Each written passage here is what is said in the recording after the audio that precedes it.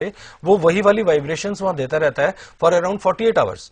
तो 48 घंटे के अंदर बच्चा जब भी उस एजुकेशन टावर के आगे बैठ के पढ़ता है, वो जो कुछ भी पढ़ता है उसको याद हो जाता है और वो फिर भूलता नहीं है, क्योंकि एजुकेशन जो उसने किया वो तो याद किया ही किया, उसके माइंड ने काम किया, बट साथ साथ जो एनर्जी का फ्लो, जो इंस्ट्रूमेंट्स ने अपना काम किया, वो वाइब्रेशंस वहां परमानेंटली रहती हैं, जो उसके सब्जेक्ट को एनहांस करती रहती हैं, माइंड को शार्प करती रहती हैं और एक किसी खास डायरेक्शन में डायरेक्ट करती रहती हैं।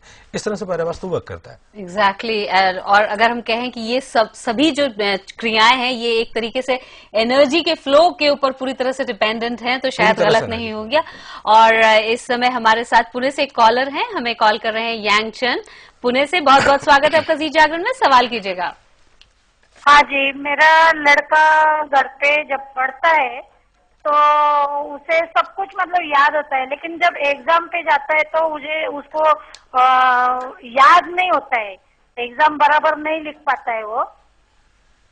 इसके अंदर भी शुरू में भी यही बात हुई थी, उस टाइम मैंने यही कहा था, जनरली बच्चों के साथ ये प्रॉब्लम रहती है कि जब वो बहुत सारे सब्जेक्ट एक एक करके याद कर लेते हैं और जब एग्जाम में जाना होता है वहां जाके कंफ्यूज हो जाते हैं, क्योंकि थोड़े से टाइम के अंदर बहुत कुछ दिमाग में डाला हुआ है, बहुत कुछ उनसे याद किया हुआ है। बस इसके साथ कोई भी उसकी अगर च्यूइंग हैबिट है, आप उस स्पेशल सब्जेक्ट के लिए स्पेशल च्यूइंग चीजें अलग अलग बना लो और जो सब्जेक्ट वो याद कर रहा है उसके साथ साथ उसको वो च्यूइंग सब्जेक्ट दो, वो च्यूइंग जो चीज है उसको साथ साथ दो, उससे उसको रिमाइंडिंग बहुत जल्दी आएगी।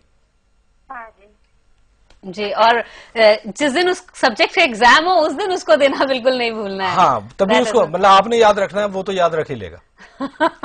तो अगर हम बात करें एनर्जीज की, तो ये आपने बताया कि किस तरीके से ये एनर्जी जो है, ये टावर जो है, वो एजुकेशन टावर जो है किस तरह से फ्लो करता है और एनर्जी को बिल्कुल चैनलाइज करता है ताकि वो बच्चा जो है उसको तरीके से कर सके।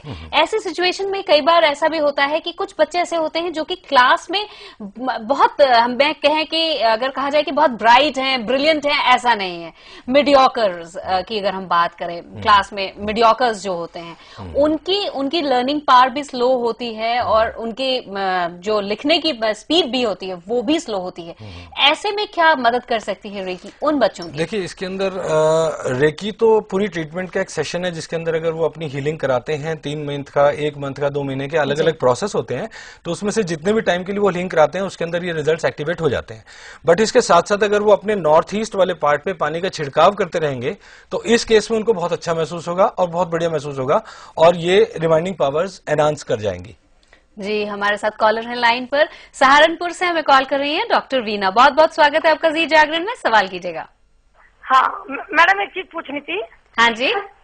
मैं केमिस्ट्री में एमएससी हूँ, पीएचडी हूँ जी, ऑर्गेनिक केमिस्ट्री से, लेकिन मैं तैयारी तो बहुत कुछ करती हूँ, काफी कुछ पढ़ती हूँ, लेकिन जैसे भी इंटरव्यू फेस करती हूँ तो भूल जाती हूँ सब कुछ। इंटरव्यू के समय दिक्कत आती है?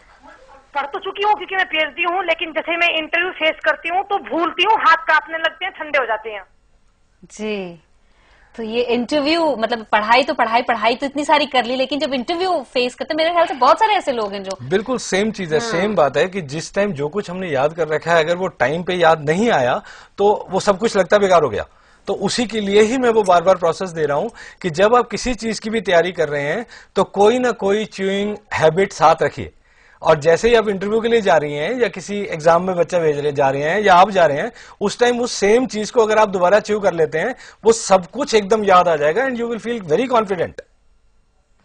जी, और ये जो च्यूइंग हैबिट के अलावा, अब क्योंकि प्री बोर्ड्स चल रहे हैं स्टूडेंट्स के, बोर्ड्स की अगर हम बात करें और तैयारी है, एकदम थोड़ा सा समय रह गया है, कुछ टिप्स और जो कि देना चाहेंगे आप? देखिए, इसके अंदर मैं ये समझता हूँ बहुत पास आ चुके हैं एग्जाम्स। सुबह उठ के अगर बच्चे अपने सिर्फ माँ के पैर छूते रहें तो मैं ये समझता हूँ कि उससे इतना कुछ फर्क पड़ जाएगा कि आप इमेजिन भी नहीं कर सकते कि हम ये जितने उपाय करने की कोशिश कर रहे हैं, जो कुछ भी हम करने का प्रोसेस कर रहे हैं, इसको मल्टीप्लाई करने के लिए सिर्फ उठते ही माँ के पैर छूना मेरे हिसाब से बेस्ट है for concentration in studies.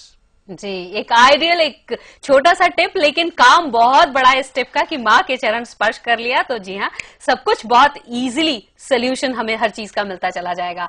Pallav Sen Gupta ji, आपका बहुत बहुत धन्यवाद जो जानकारी आज आपने हमें दी उसके लिए। और दर्शकों, आपका भी बहुत बहुत धन्यवाद जी जागरण के साथ जुड़े रहने के लिए। इसी तरह से जुड़े रहिएगा जी जागरण के साथ, लेकिन फिलहाल अपर्णा घोषाल और जी जागरण की पूरी टीम को दीजिए इजाजत, फिर मिलेंगे। नमस्कार।